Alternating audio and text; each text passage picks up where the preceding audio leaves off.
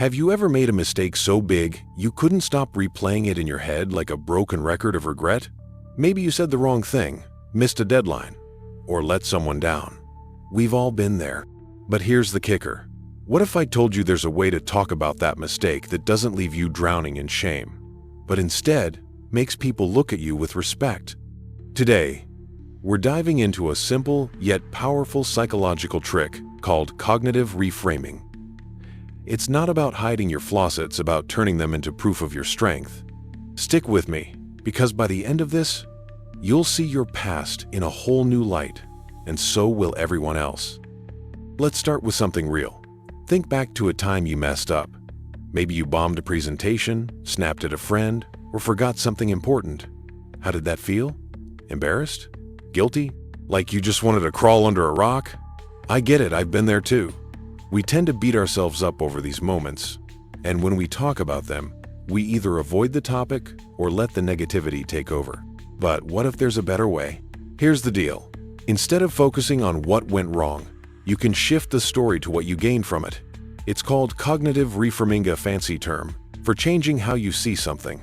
Picture this. A dark cloud hanging over that mistake suddenly parts, and out comes a rainbow of lessons and growth. It's not about pretending it didn't happen, it's about showing how it made you better. Let me paint a picture. Say you forgot a big deadline at work. You could say, "Yeah, I screwed up and it was awful." Or you could try this. "I missed that deadline, but it was a wake-up call. I learned to set reminders and prioritize better, and now I'm way more organized." See the difference? One's a pity party, the other's a power move. So, I want to hear from you. In the comments, share a mistake you've made, big or small, and how it felt. No judgment here, we're all in this together. Before we go deeper, if this is hitting home for you, do me a quick favor, hit that like button and subscribe. It's a small way to support the channel, and it means I can keep bringing you ideas like this to level up your life. Let's keep the conversation going. Okay, let's unpack this reframing thing. Cognitive reframing is all about flipping the script in your head. Instead of letting a mistake define you as a failure, you spotlight the lessons or the good that came out of it. It's like taking a cracked vase and turning it into a mosaic, still beautiful, just in a different way. Here's a real-life example. A while back, I was supposed to give a talk to a group of colleagues.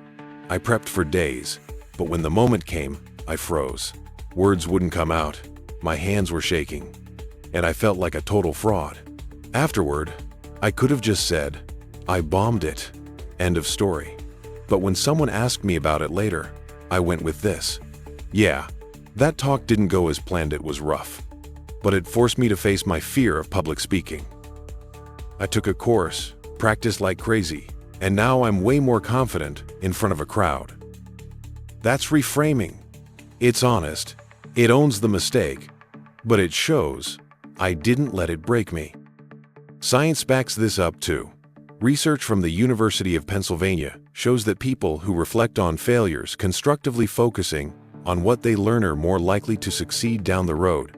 Another study in the Journal of Personality and Social Psychology found that folks who reframe tough experiences handle stress better and come across as more mature. Why? Because it proves you're not stuck, you're growing. So how do you do it? Keep it simple.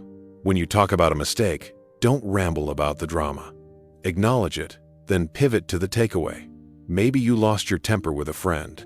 Instead of saying, "I yelled and felt awful," try, "I lost my cool once, but it taught me to pause and breathe before reacting. Our friendship's stronger now because of it."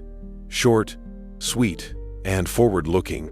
Here's a little challenge for you. Grab a pen, think of a mistake you've made, and write down 2 things: what happened and what you learned. Then, reframe it into a sentence you'd say out loud. Like, "I crashed my bike because I wasn't paying attention, but it taught me to stay focused, and now I'm a safer rider." Drop your reframed story in the comments. I'd love to see how you spin it. Now, let's get real about why this matters. Because if you don't reframe your mistakes, they can haunt you. Picture this. You're stuck replaying that one moment you messed up, feeling smaller every time it pops into your head. Maybe it's a job you didn't get, a fight you regret, or a chance you let slip. If you keep telling that story with shame or bitterness, it's like handing your power over to the past. You stay trapped, and worse, others start to see you that way too. Someone who can't move on. Someone fragile. But flip that around. Imagine walking into a room and owning your story not as a victim, but as someone who's been through the fire and come out tougher. That missed job? It stung, but it pushed me to upskill, and now I'm in a role I love. That fight? It was messy, but it showed me how to communicate better, and we're closer than ever. Suddenly, you're not the person who failed, you're the person who grew. That's respect earned, right there. Here's the science to back it up.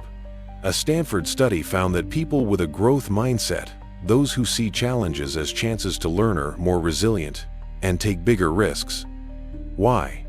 Because they're not afraid of falling, they know they'll get back up smarter. Another gem from UC Berkeley. When people share stories of overcoming setbacks, they're seen as leaders, not losers. Reframing doesn't just heal you, it lifts how others see you. But here's the flip side: if you don't do this, you're leaving potential on the table. Every mistake you bury or whine about is a missed shot at growth. You could stay stuck, letting regret chip away at your confidence, your relationships, your future. Or you could take that crack in your story and let light shine through it. Which sounds better to you? To me, it's a no-brainer. Reframing isn't just a trick, it's a lifeline. If this is clicking for you, please smash that like button and hit subscribe. Got more tools like this coming your way. Share this with a friend who needs a boost too. Let's spread the growth vibe together. Alright, let's wrap this up. Today, we dug into cognitive reframing, how to talk about your mistakes in a way that turns heads for all the right reasons. It's about owning what happened, spotlighting what you learned, and showing the world you're stronger for it. We've seen how a bombed presentation or a missed deadline can go from a dark cloud to a story of grit. You've got the power to do that with any mistake in your past. Here's a quick tip to take with you. Next time you catch yourself stewing over something you did wrong, ask, "What did this teach me?" Jot it down, say it out loud. Feel the shift. It's like flipping a switch from regret to respect, both for yourself and from others. If you loved this, check out my video on building confidence through small wins, a perfect next step to keep this momentum going.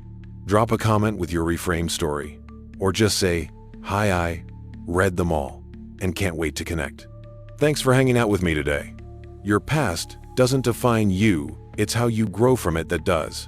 Keep rising, keep shining, and I'll see you in the next one.